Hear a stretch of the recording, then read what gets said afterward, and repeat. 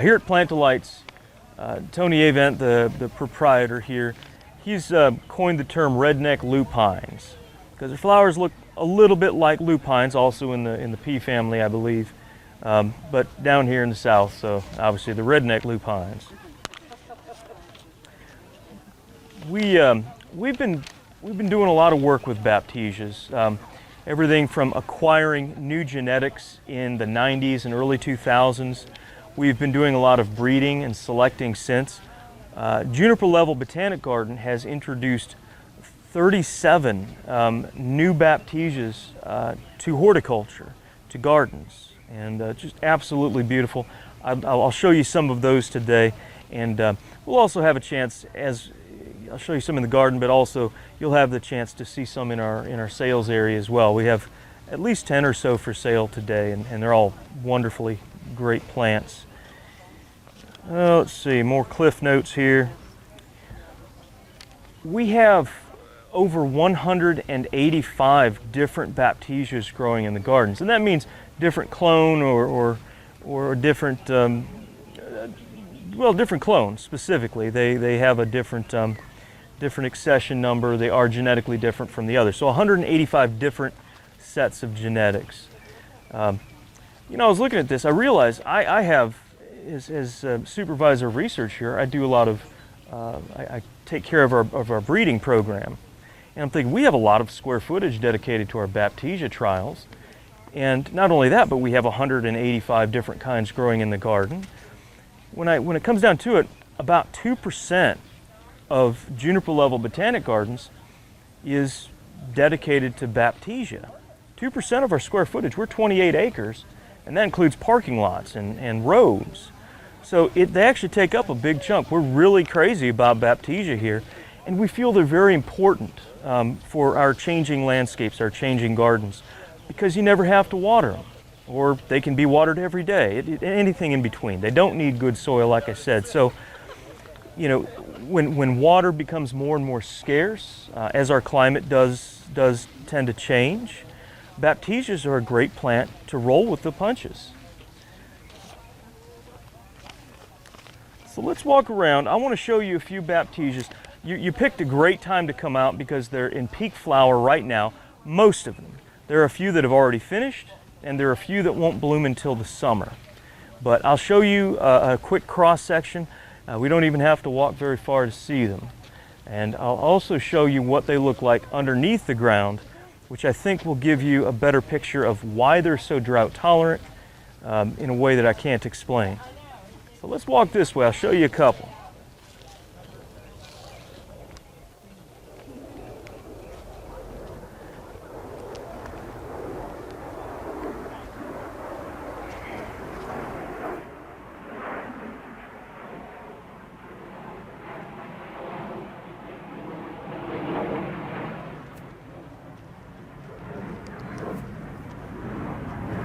All right, so how many people grow Baptisia right now? You do, okay. You just bought one. They're so pretty. They're every time. Aren't they? Yeah. I've had one. Well, here's one that I'll just start with the outlier. Here's one that doesn't look like a Baptisia. Oh, it doesn't. This is a very rare, I believe it's federally endangered, easy from seed, but it is it only grows to one little part of Georgia, I believe, and just a beautiful eucalyptus looking thing. It doesn't bloom until July, but it is also one of those plants that can take the driest part of your yard and pretty much the wettest part of your yard. So that means that rain gardens are in play, xeric borders growing with agaves and yuccas, that's in play. All of these perfectly suited to it. In my own garden, I have it growing right on the edge of the pond with its feet in the water. And I have it on a tall berm growing with agaves. Actually, I have it all over my garden because I really love this plant. But do you sell that one here? We do intermittently. So I think right now we have a hybrid that is with another similar species. We have a hybrid of it. The straight species, due to federal laws, we cannot ship this plant, which means that it's trapped in an area where it is endangered rather than getting those genetics out everywhere and backing it up, so to speak. So good intentions, but perhaps misguided ones, but we cannot ship this plant. but you can pick it up today.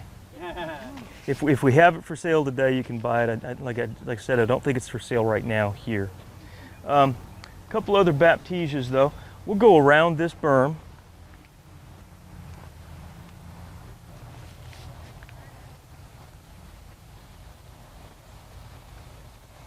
Hi.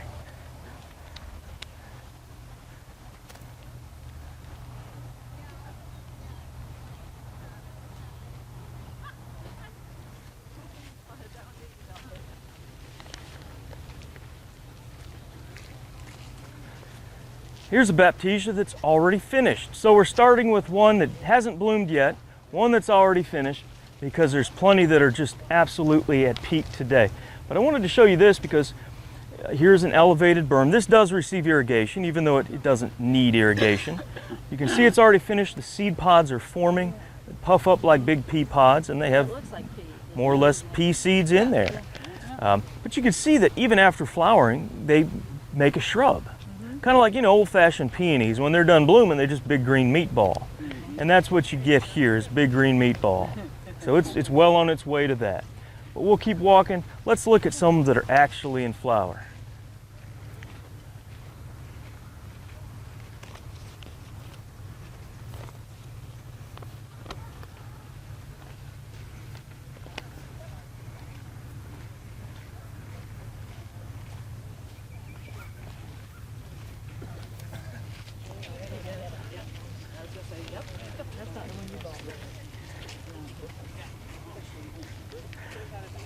One of the cool things about Baptisias is even though we've been breeding them for about a quarter century, and we have some incredible breakthroughs.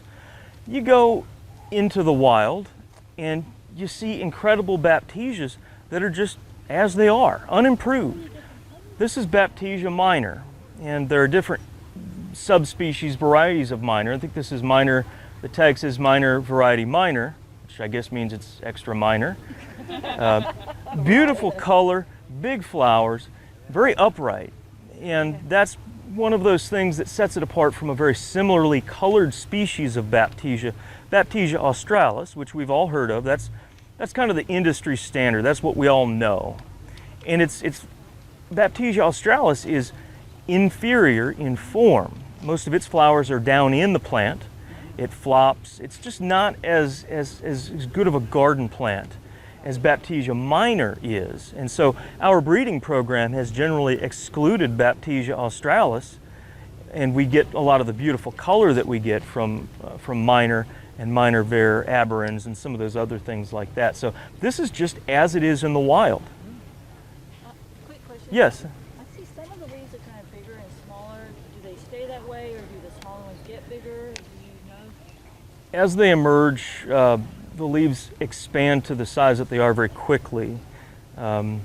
Sometimes underneath the plant there'll be some leaves that are slightly larger, but in my experience with Baptisia, I haven't noticed a situation where it really makes much of a difference. Clone to clone, there can be a tremendous difference in leaf size. For example, that Baptisia arachnifera over there has big silver leaves like this, and actually rather simple leaf, whereas these are three leaflets that add up to about one of those big leaves. Some Baptisia species have what's called perfoliate leaves. Think eucalyptus, right? That a perfoliate leaf is one that wraps all the way around the stem. It means that it perforates the leaf, essentially. It stabs right through it, or so it looks like. But that is, and so you get that. So all different shapes and sizes of leaves, but on the same plant, usually pretty consistent. This is one of our hybrids here, one of our introductions. We've called this Baptisia Lightning Rods. And I think, as many of our Baptisias are, very well named. And as a supervisor in the research trials over the last 15 years, I've had an opportunity to watch so many amazing plants from the time they were just right out of a cell pack to the time they first play their hand. You know, here's the first time it bloomed, and it's like, wow, that's really nice. And all the times that the four others that look almost like this in the field get destroyed. We dig them up and throw them away. which is another, that's a hard part of breeding plants, is that you have to get rid of plants too. But this one, because of its upright stems, good color, flowers above the foliage. For our hybrid Baptisias, that's always something we're looking for. But here it is, 5 feet up on a totally unirrigated berm that's made of 50% essentially gravel. And it's just fine with that. And I'll show you, I guarantee you those roots at this point, because it's been here 2 whole years, they probably made it all the way down to this to the original grade here. Down there. Most likely, and I can show you why. Will Yes. they grow in kind of a clay sort of a medium, like in my flower beds? Does it have sunlight? For part of the day. If you've got at least 4 hours of good full sun, Yeah. it should be fine. Okay. Doesn't really matter what soil you have. Okay. That's another thing I like to say about Baptisias, is if you have sunlight, you can skip questions like, can I grow this? Or how do I grow this? If you can plant the plant green side up, water it in one time, then it's more a question of what should I put with this plant? What are some great companion plants? And that's one of the great things about this garden, Juniper Level, is that you can walk around and have those questions answered. See what grows well. Maybe we did it wrong. Maybe we don't like what it's with, or this one's overtaken that one.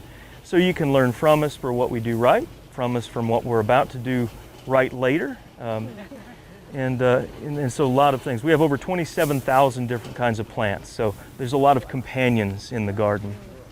We'll keep walking on.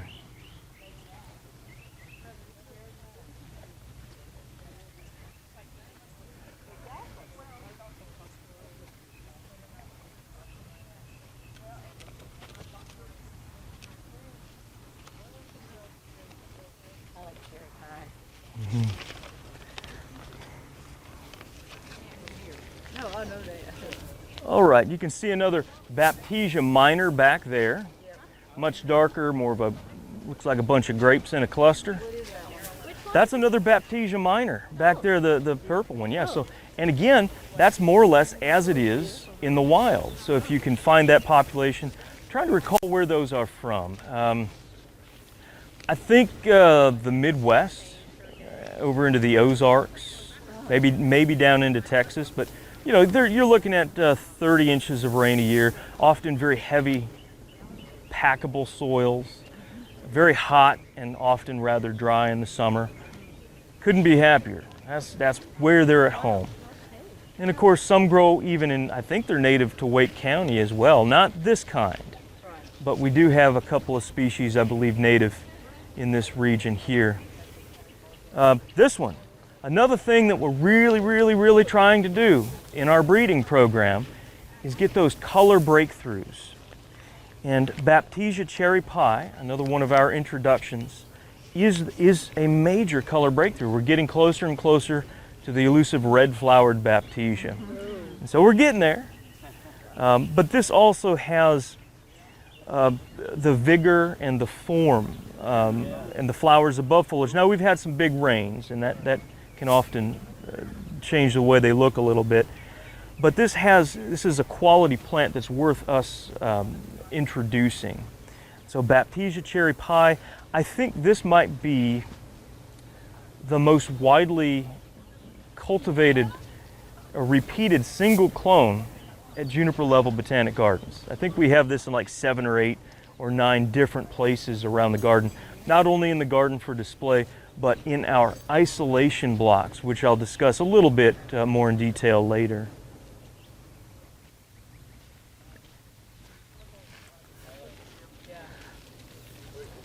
Isn't that amazing? Again, this is just as it was in the wild. This is not an improved variety. And Baptisia Minor, this one, as you can see on the tag, is here from Texas County, Missouri, not Missouri County, Texas. It's, and there it is, just an amazing plant. It can flag down a bumblebee from a mile away. Would that be the best one to get for my front flower bed? All of them are. Yeah, I couldn't tell you which one to get. It's all up to you. They're going to bloom for about 2 to 3 weeks effectively. Sometimes you'll see a sporadic flower here and there. But again, they're going to puff up into a big old green meatball once they're done blooming.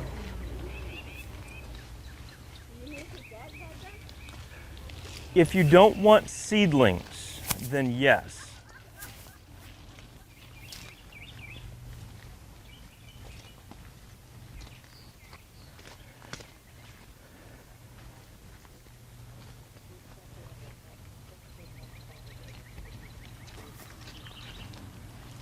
It's just a good flowering one. Doesn't have big spikes of flowers, but another great species. One that we don't generally want to use in our breeding programs for upright spikes or anything like that. But this is Baptisia nataliana Nutball, another one that we've named, I think because it's just very tight.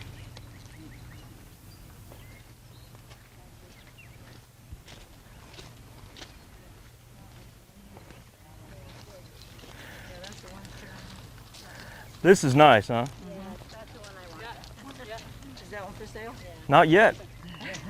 I didn't think I saw It's that. right here in front of you, and you can't have it.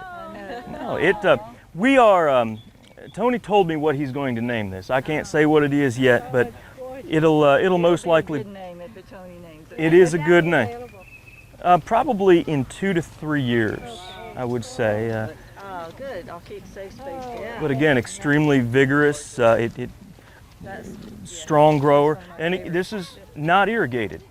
So just add sun, really. That's about all you need for them. This one's just finishing up, but has very good flower color. Baptisia Royal Candles. And so that was 1 week ago, really even 5 or 6 days ago. That was at the same stage that Baptisia is now. Notice also, with our hybrids, our seedlings, we're very mindful of how the scapes stay upright. Now I know cherry pie at this point, and that's probably because it has spherocarpa in it as a species, but the heavy rain did knock some of those flowers down. But as a color breakthrough, we grow it everywhere, and we're really looking forward to when we get one with that flower color on these tall stalks that don't flop. And you can see this one. It made it through its entire blooming season and never flopped. And that one there is not even close to flopping, even though we've had heavy rain.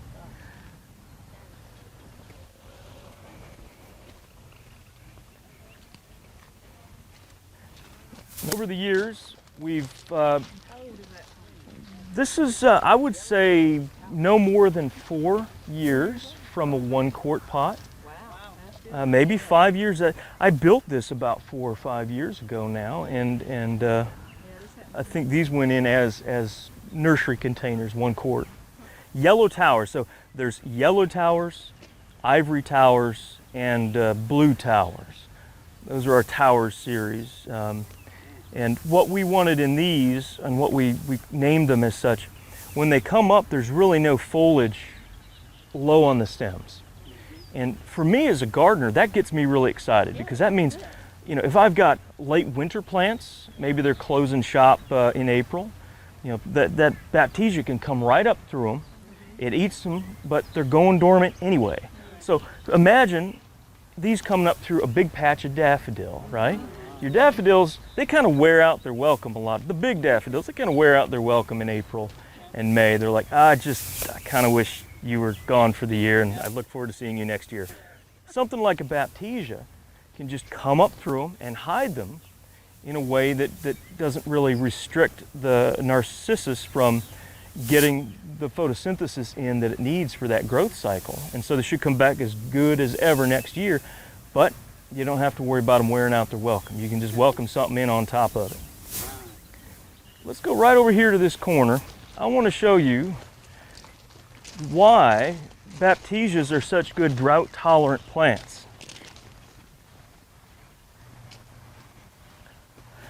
I'm going to climb up on this crevice here. So here's a Baptisia. We don't know where it came from. Maybe a seedling, something left from a while back, something we tried to move out and left a piece behind. But this is a Baptisia, been here a while. What I'm going to do is dig it up. Now, number one, you need a sharp shovel. Baptisia roots, like a lot of legume roots, think kudzu, kudzu's a legume, Indigofera, Lespedisia, a lot of these big shrubby legumes, their roots are like limp ropes. And so, you know, they don't snap, they don't cut through very easily, like a crepe myrtle or an ash tree or an oak tree. Their roots are very, they would rather bend than be cut. And so I have sharpened the shovel. It's not razor sharp anymore. It was a day or so ago, but it's still good. So when digging a Baptisia, and I have dug almost 3,000 Baptisias since I've been here because we have to destroy many. You'll see, I like a flat shovel because there's no way for the root to get around that blade. It goes right at it. But you want it sharp because if it's not, you can't cut right through those roots. And the roots are very deep. Another thing you'll need to do is just do a little bit, but get all the way. What are you going to do with that when you dig it up? We'll throw it on the ground. You can take it home if you want it, but it's not as good as the ones we sell. If it was, we probably would have left it here.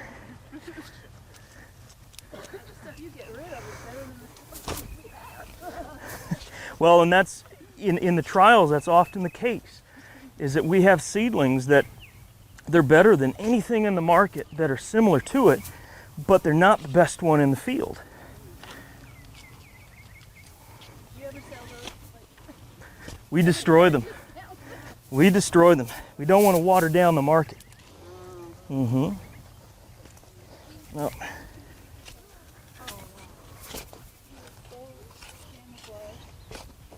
Is this a kind of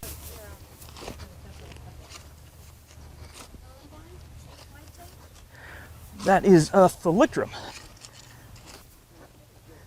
Yeah. So yeah, this one's not giving up very easily. Rarely. This one might have been moved here, and we missed. There it is. We missed it on the inventory. There we go. Okay. The thing with Baptisias is you have to cut all the roots because the stems would rather just detach from the top. So that's right. Probably not. Not from what I cut. So I'll pass this around. That looks like Smilax. There you go. Yeah, and you can't get rid of Smilax either. Yeah, take it away here. And see how big those roots are. They're very rather fleshy roots, which is consistent in that family, the pea family.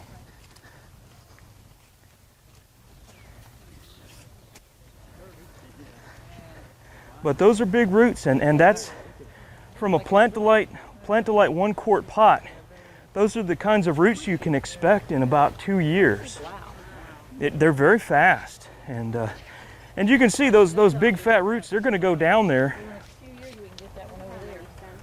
Yeah, absolutely, absolutely. No, you can set her down if you want. So many of those are beautiful like that. It's all about catching them at that right moment. Today, that one is just stunning.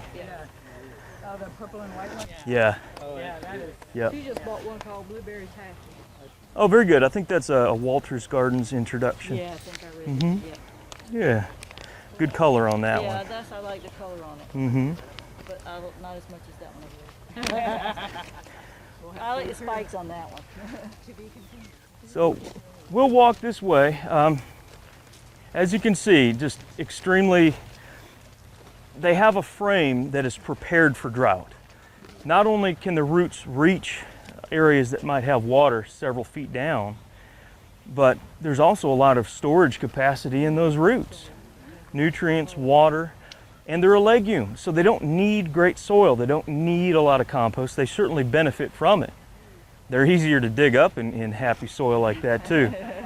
They're not easy if the soil is not easy, but they can grow in it just fine. What I'd like to do is we'll walk this way, and I want to show you some that are in the opposite situation as far as water goes.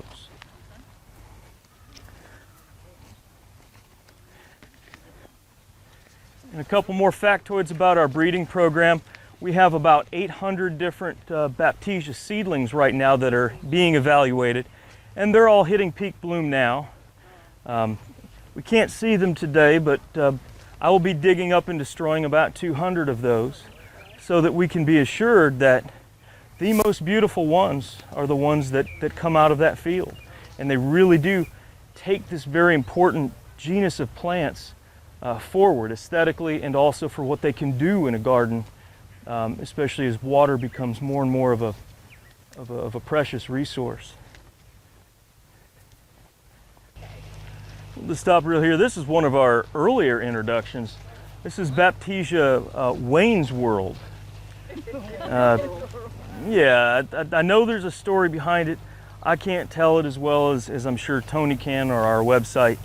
But yeah, that's what it was named. Beautiful plant. Again, one of our earlier introductions. But we'll keep walking. Let's see.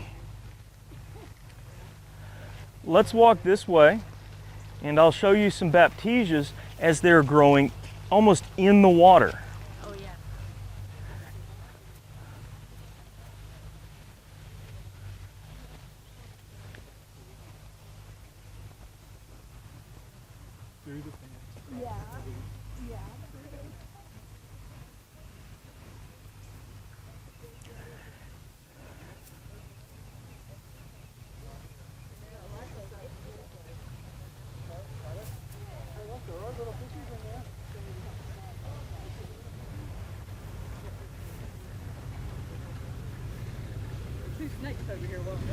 Yeah, I heard. Yeah, that is pretty much in the water. Yep. So here's the water right here. Seems to like it. It's doing just fine. It's not doing any better here than it would in that if it was on some of those unirrigated berms. It's like it doesn't really care either way. It's just like, just put me in the sun. That's all I need. This is one that's we've called this blonde bombshell.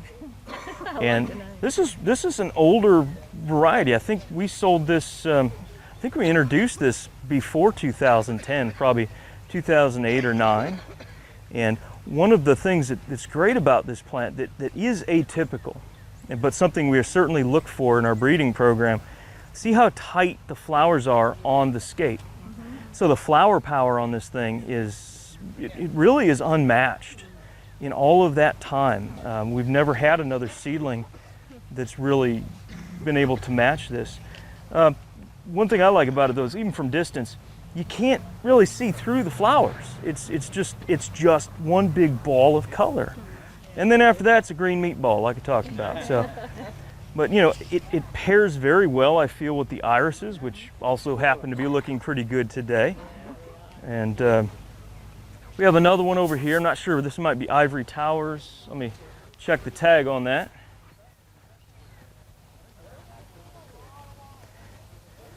It is Ivory Towers. So, you know, they don't mind having their feet wet. They don't mind having to find water in the soil somewhere. So that's Pretty good plant then. it's a great plant, and it also happens to be native, even if it's a conglomerate of several native species and taxa, but it is 100% a United States native plant. Breeding goals, again, we want flowers that are well above the foliage. Another thing that we're really starting to work on now in the last 5 years, they do take up quite a bit of space. They don't run, not the ones that we sell anyway. They stay pretty compact. However, they get pretty big. They'll continue, even when they're done flowering, these branches down here, the side branches, will continue putting up new leaves. And so the plant gets a little bigger as summer goes on, and it'll get much wider as the summer goes on. We are working on dwarf Baptisias now as well. So we're still a few years out from really having too many of those to offer, but we have some amazing ones in queue. So, And so even with the dwarf, you'll still be looking for the flowers that come up above the... we always are. So even in a dwarf form, we want this kind of flower. Yeah. We just want it on a plant that is way out of scale with a giant flower. Yeah. And we have that now. So we're probably about 5 years out from, 3 to 5 years out from really getting some cool things, dwarf Baptisias out there. So here we are at the lower filtration pond at Juniper Level Botanic Garden. We're talking about just how drought tolerant Baptisias are, and we're looking at them growing in the water. So thank you for coming by. I'm happy to answer any questions you might have. I want to replace those 3 rose bushes I have, which do get about Mhm. this bigger. Yeah. So could I put 3 of those in there? Or Sure. Would those Yeah. get too big? It's in front of my front porch. It sounds similar. Rose bush, probably like a knockout rose or Yeah. some kind of shrub rose. Yeah. Yeah. A Baptisia is of comparable size to a knockout rose in that knockout rose's first 4 or 5 years. Unpruned, a knockout rose can get 6, 7, 8 feet tall. They actually get quite large, but that Baptisia, the normal size of a landscape size knockout rose is similar. So yes, you can. Okay. Yep, they die back to the ground every year. They do go dormant, but you get that beautiful spring show and you get a green meatball after that. Yeah. Okay. One of the things we were in a class about climate change, and one of the things about climate change is that you get erratic weather. So Mhm. you get periods of long drought, and Mhm. then tons of rain. hmm And so it seems like this would do well in that situation, do you think? Baptisia is the perfect climate change plant. Like you said, Thank you so very much. you're very welcome. Nature's mood swings, right? As we knock it out of balance, yeah, absolutely, you're going to get really cold. Well, a lot of these grow in Minnesota. Yeah. So cold is not really a problem. I think even the Baptisia arachnifera, which grows in coastal plain Georgia only, down there probably zone 8, I think that it's hardy to zone 4 or 5 itself. And so there aren't many truly cold intolerant Baptisias, especially not the great clones that are on the market, the great hybrids that are on the market now. They are native to Florida. There are several species native to Florida, some of which might not be hardy here. But as far as cold swings, hot swings, wet swings, dry swings, everything in between, Baptisias are ready for that as long as the sun comes out. So what companion plants are really good to put with it for flower show or for interest once that becomes a green meatball that you guys have found that you like? You name it. Really any summer flowering plant. What I like to do, I'm a texture guy. And so yes, we have a green meatball. Yeah. So we got something round. The eyes typically kind of go over the top of it, around it. So do we want to stop the eye? Then you would put vertical spikes. So, Verbena bonariensis or Veronica has a little spikes on it. Do you want to match it with something that's blooming? And she mentioned rose bushes. Well, they do great with roses.